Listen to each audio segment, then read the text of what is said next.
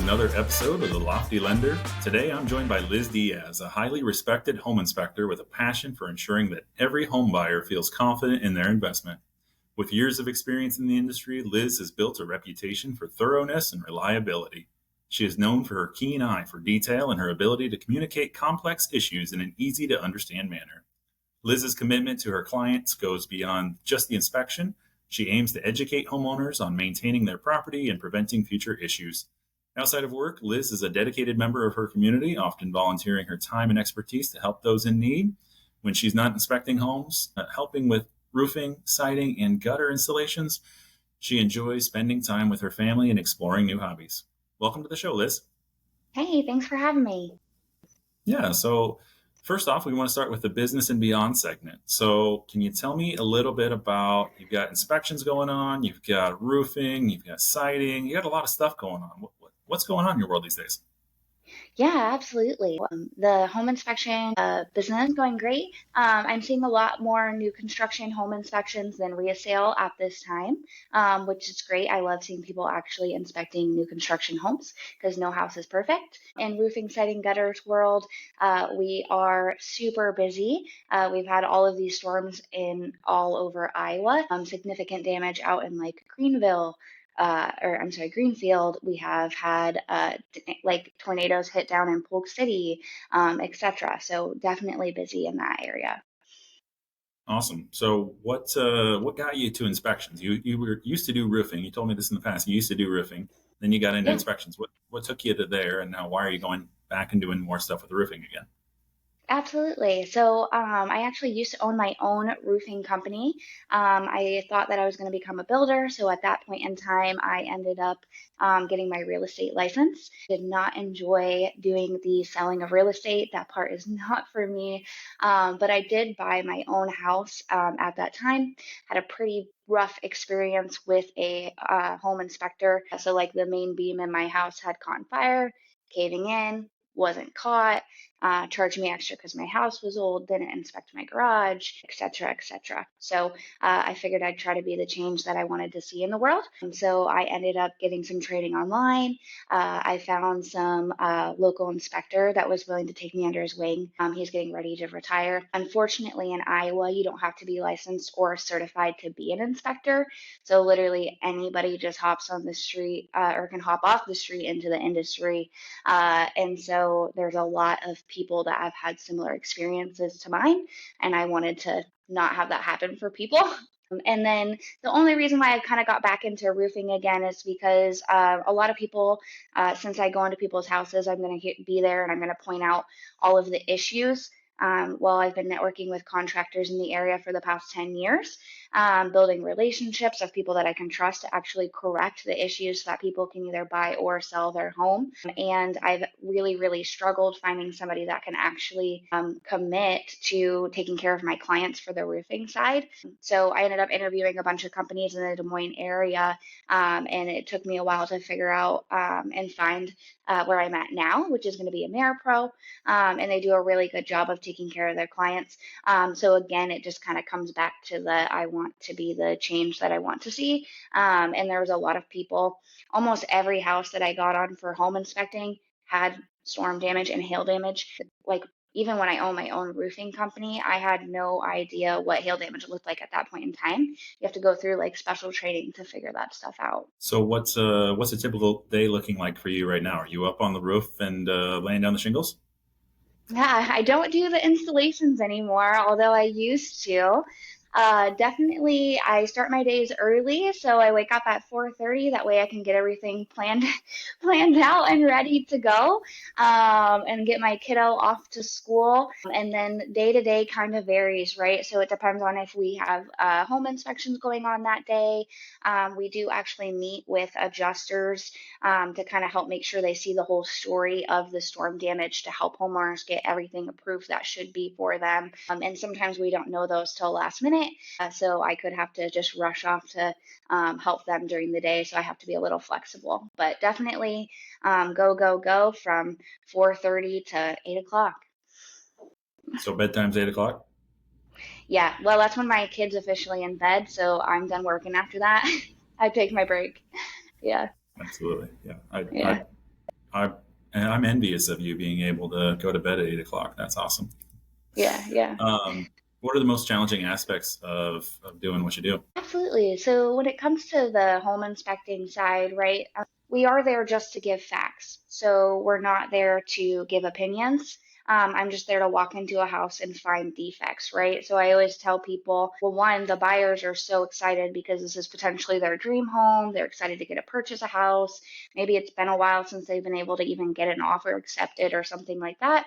And then here I am coming in potentially crushing their dreams with mold or a bad foundation or issues with an attic. And so that can be very difficult. And so on the bright side, I've been able to build those relationships with the contractors. And so now, like, if I do find mold or foundation, I'm like, hey, here's an expert in that area, and they can kind of help you know how to navigate this issue. Because honestly, like I said before, no house is perfect. Every house has issues, and most of the time, everything can be fixed. It just depends on how much that costs, and then figuring out how to negotiate it from there. And so, which that is all the realtor's job.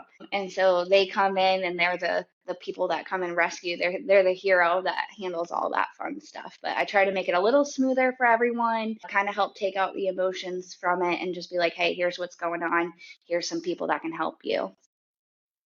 And you post all the time on like TikTok and Facebook and stuff, these different videos of you getting into the weirdest places and kind of, using weird tools. And like, is that, how did you, if anybody can just come in off the street and pay $25 to get their license to do it, how did you learn how to do all these things? Was it just your mentor helping you with that, all that? Yeah, so I definitely don't learn the best online, but I love education. So when I owned my roofing company, we did do remodeling in the winter. We helped guys that flipped homes, so I got to see all kinds of construction stuff in that process. And then yeah, I took classes online for quite a while, and then I followed my mentor. And then, like I said, I built all those relationships with contractors. My mentor, he was a licensed HVAC electrician and plumber for the phone company for several years, owned his own HVAC company, and then owned his own home inspection company for like 11 to 13 years, something like that. And there was still stuff that I would come across. Like I came across an asbestos roof 2 years ago, and he's like, "No way!" Like I don't believe you. Show me. And I sent it to him, and he's like, "Oh my gosh, that is an asbestos roof." So when it comes to construction, you do have to. I'm on a kick about critical thinking lately, and that people really need to like think through things, and that's just how it is with construction.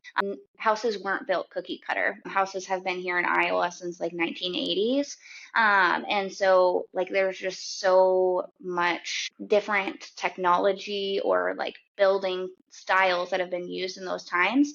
And then people do like there's a long period of time where people just made their own houses and fixed their own things and there wasn't code.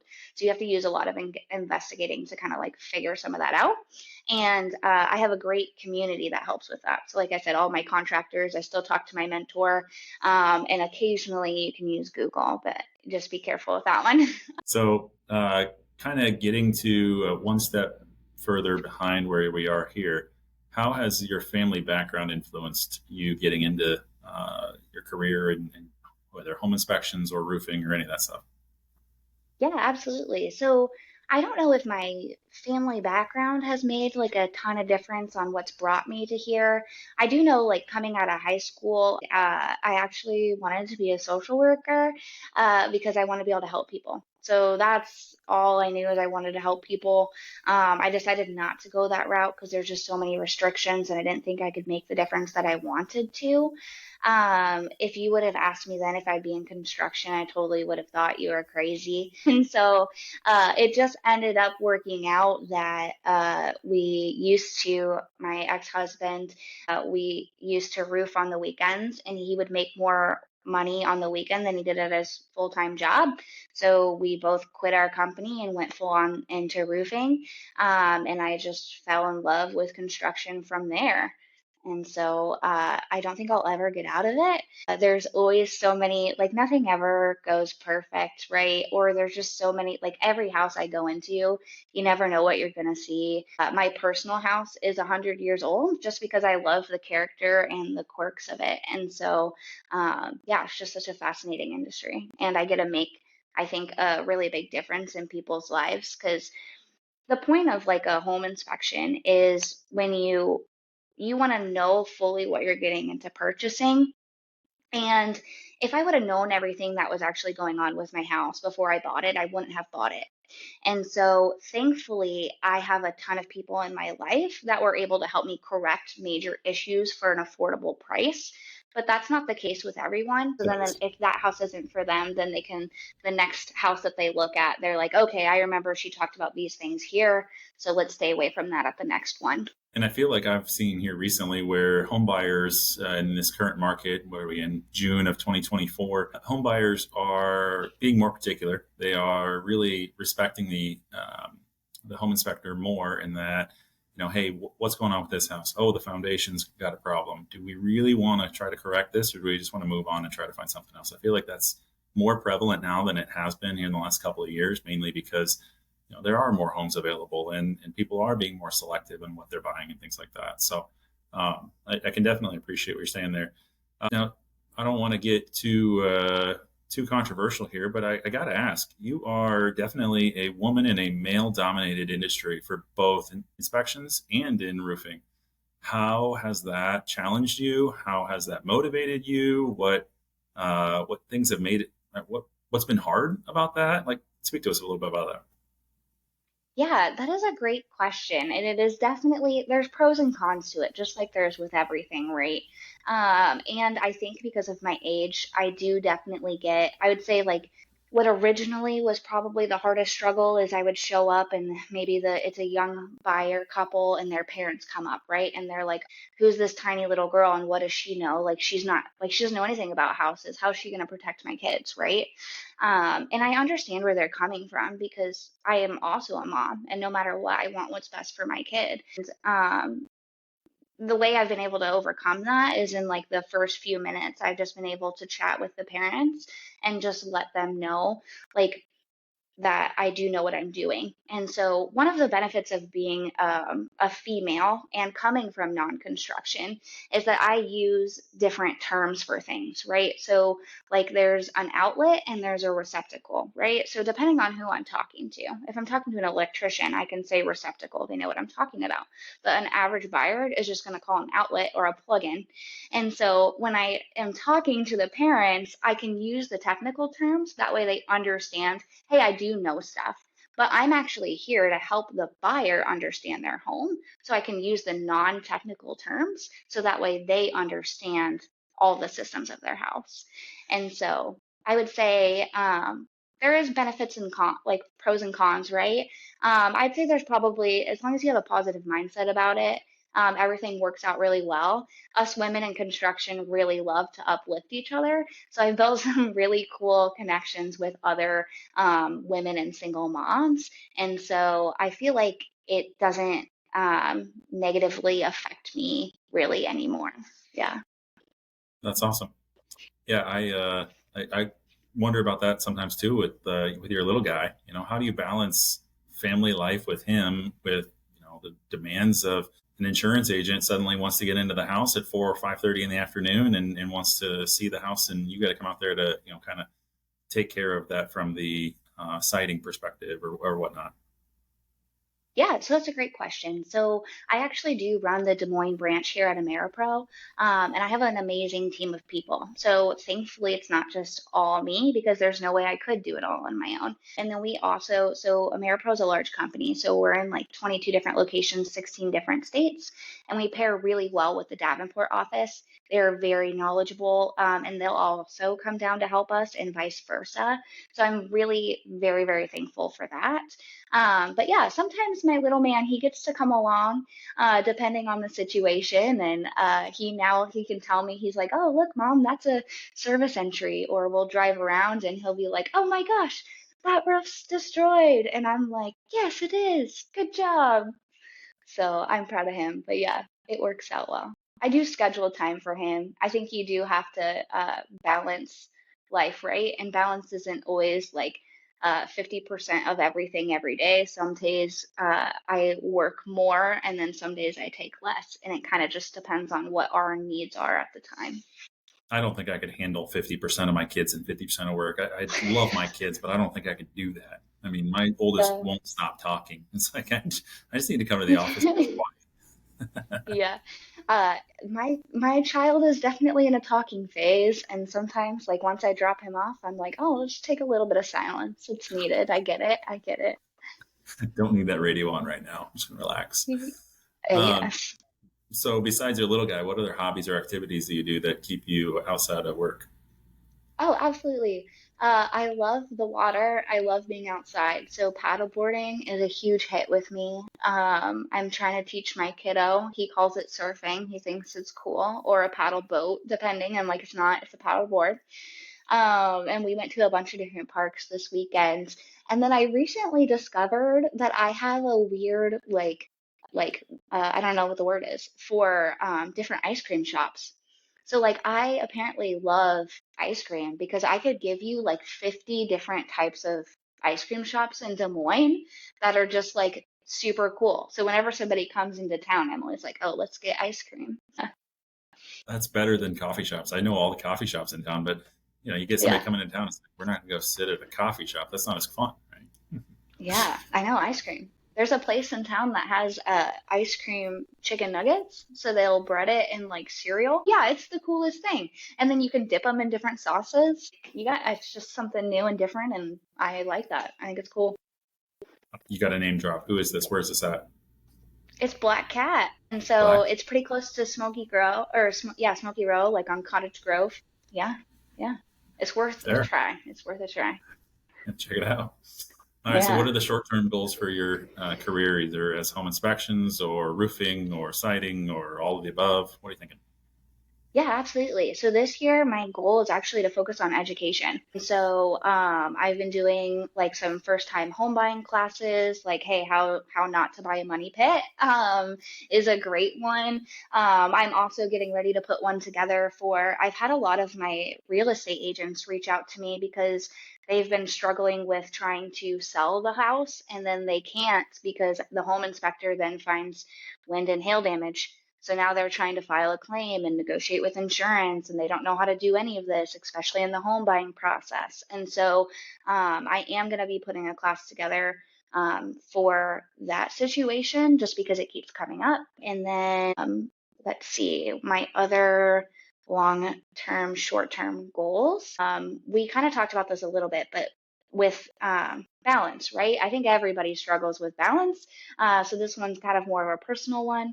But I tend to spend a lot of time on my child and a lot of time working. And so a big goal for me this year is to take time for myself. And so originally it was one day a month. But after talking to some people, they're like, Liz, you should probably do it like once a week. And so I'm working on doing some of that. And I feel like it is actually giving me more energy to be able to be more excited for the week and get things more done. So those are some things that I like am excited for goal wise for sure. That's awesome, and good luck with that. That sounds tough. So good luck. Yeah, got to get some. I'm huge into systems. I'm like, I got to get systems in place, right? So that's on my list this week is to set up some more regular sister or sitters so everything can, I'll figure it out. Love it. All right. Well, we're going to get into the next segment here, which is your quick picks. So, Cool. just need you to come up with the first thing that comes to mind, whether it's this or that. If you want to explain it, you want to go on, whatever you want to do. So, Cool. single family homes or condos, Single family. fixer upper or move in ready. Ooh, I like fixer-uppers for sure. I want one because then you can like make it your own and it's not cookie cutter, right? Or like maybe they put brown backsplash and you want white. Yeah. So, you still would have bought your house then And that you own. yeah, well, but I would have been able to negotiate on price because there was large ticket items, right? And so, yeah, yeah, yeah. But my ideal next home would be like, I would say like 70s, like a 70s home that has like all of the not nice looking cosmetic stuff, right? Like all the gross cabinets and shag carpet, whatever. Because then I can rip it all out, but it's nice and like I think the like size of the home and just the way that they were built and like your money for your value there is so great. And they have like cute little I don't know, cute little quirks that old houses have that I just love. So, yeah, You're just hoping you pull up that shag carpet and there's like this amazing art mural or something hardwood underneath floor. hardwood Oh, floors. true. Yeah, yeah. Most of them have hardwood, but yeah. I would love that. I did a house once and the wall was hand painted mural by their grandpa and it was literally signed Papa. And it was an ocean like mural and it was the coolest thing ever. So great. And the buyers were like, "No, we're just painting over that. We hate it." And I was like, "Oh, this makes me so sad." I like the unique stuff for sure. Favorite car? Volkswagen, anything. Interesting. Yeah, yeah. All right. I love Volkswagens for sure. Audi New e-tron construction maybe. Oh, go ahead. or older homes? Old homes. Home office or commuting? That's a hard one. I would say both. I have a home office, but I never focus in there because then I have to go clean my house and do this and do this and do this. Hence why I'm actually like in the work office today. And then I just shut my door and got work done and we're good to go. Yeah. Yeah, I figure when I work from home, I have to set a goal for myself that I'm not going to clean Yeah. throughout the day because I want to make calls while I'm doing dishes or Yeah. unloading the dishwasher, or doing laundry or whatever. So I get it. Smart home features or classic home features? First instinct, I'll say smart home because I'm about systems and productivity and that can like automate stuff for you so you don't have to worry about it. Thought you were going to go with the classic with the 70s style house. So I'm I know. surprised. Threw you off. Yeah, you can update the 70s style house to make it modern and cool. There you go. Best of both worlds. Large backyard or low maintenance yard? Large backyard and hire it out.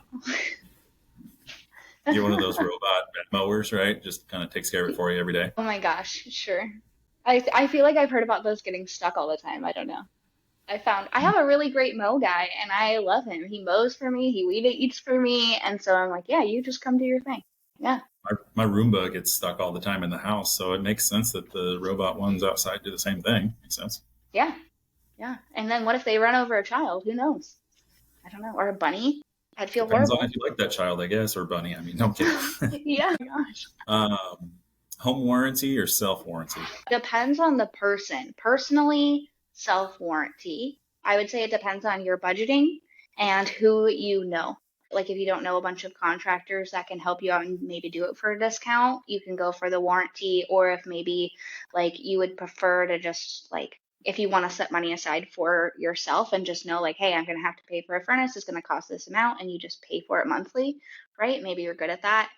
If you're not, warranty is a great option. Morning inspections or afternoon inspections? Morning. I'm a morning person. Obviously, I wake up at 4:30, right? So like let's get our stuff done in the day when our brain's going great. So did people actually let you come in at 6 a.m. to do the inspections then when you were finally ready to No. go? No. Most of my start time would be like 8 to 9, and so not that early, you know. Occasionally I could start a little bit early, but Supra won't let you in before 8. And Well, so in like 8 o'clock, that safety. was like your lunchtime, right? Yeah, it is. I mean, that is literally I eat lunch at 10 a.m. That's when I would eat. Yep. That's funny. Yeah. What do we got here? We got summer or winter? Summer. I hate the cold. Love the wind. Love the heat, and you can get in the water. Like that's the best thing, right? Yeah, I can't swim, so I just stand in it, but I can appreciate that. that's okay. I don't I'm think tall. I'm a good swimmer, but I can not drown. No, That's the I, important part, I think. I can't. Nope. But if Yeah. I fall over and it's like 2 feet of water, I would probably drown because my Oh, brain turns off as soon as I see the water. I'm like, open my mouth and see if I can drink it all. Yeah, let's do that. there, there you go. That's great. Chocolate or vanilla? Chocolate, And your favorite part of your job? helping people. Yeah, and then it's never. Now I'm giving you more than one answer, so it's not okay. But oh well. I also love that it's always different, right? And it's not just cut like black or white. You actually have to critically think and really problem solve. And so when you can actually achieve that, it does really help people. So I think you just want to be a mortgage lender then, because we help people and we problem solve all the time. So I think that's what you need to do. Other than we're not outside on roofs or anything, or outside in houses, but I think you just need to Yeah. come be a mortgage lender too. Add that to your repertoire. You've got everything else. I think you guys are inside a little too much for me. It's I true. feel like, yeah, lots of computer. I'm honestly not the greatest with technology either or numbers. And so I think that's all you, and I'll just stay on top of the roofs and whatnot. There. All right. We'll take it. Yeah. All right. Yeah. So now we get into our last topic here, which is our trending topic. How are advancements in smart technology impacting the home inspection process? That is a great question. I would say the main thing that I see that causes issues with it is that people, especially in the summer, you can lock out your thermostat. So there's codes to them. So then as a home inspector, I can't test them. And then somebody has to pay for me to come back out to retest the equipment, or then you have to pay for an HVAC professional to test the equipment. And so I think with every issue that you come across as a home inspector, like I'm self-employed, right? So like I'm like, oh, there's an issue. How do I make this more efficient next time? So what I've done is I created this quick little list. I call it my seller prep list. And it goes out to all of my listing agents to give to their sellers, just saying, hey, make sure that that is unlocked, or that I have access to the electrical panel, the attic access, all of that stuff to kind of make things smoother. But yeah, when that first started coming out, I was like, I can't test any of these HVAC units. What am I going to do? And then, yeah, the poor realtors had to figure out how to deal with that headache. But yeah, Awesome. Well, I think that smart home technology is incredible. And the fact that I can pretend like I'm home, right? Turn on my lights in my house, have Alexa turn on all the lights so that when I'm on vacation, the house is still lit up at night. It looks like I'm home. Or when I'm at home, the lights are still the same way and nobody would know.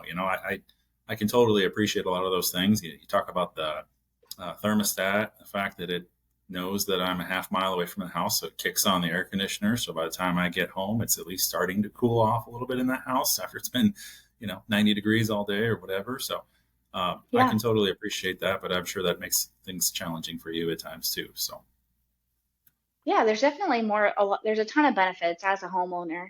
And as long as we just talk about it beforehand and we can get in, we're good to go. So yeah. well, Liz, thanks for joining me today. It was great learning a little bit more about you and where you've come from and how you've gotten here and what's next. And we didn't even talk about your philanthropic stuff. I mean, I think you and I actually first met because of church. And so there's a whole lot out there that we didn't talk about. But if anybody out there is interested in learning more about you or getting to know you, I know you're always open to ice cream dates, apparently. How can Yes. they get a And hold of you? coffee. Yeah, so they can reach out to me. I am on all social media. So TikTok at the Genuine Inspector, Facebook and Instagram, same thing at the Genuine Inspector. You can also go to my website, which is just www.thegenuineinspector.com. You can fill out a contact form on there. You can also sign up for the newsletter. You can request and like send questions there if there's topics you want me to cover on social media, or if you're interested in like, hey, can you do a class about this? Like I said, this year's for education. I would love for that too. That's awesome. Well, again, thanks so much. Thank you all for tuning in. If you enjoyed this episode, please like, subscribe, and share it with others who might love it as well. You can catch the full episode and more on all major podcast platforms and YouTube. Your support means the world to me and helps me bring to more exciting guests each week. Stay curious, and we'll see you next week.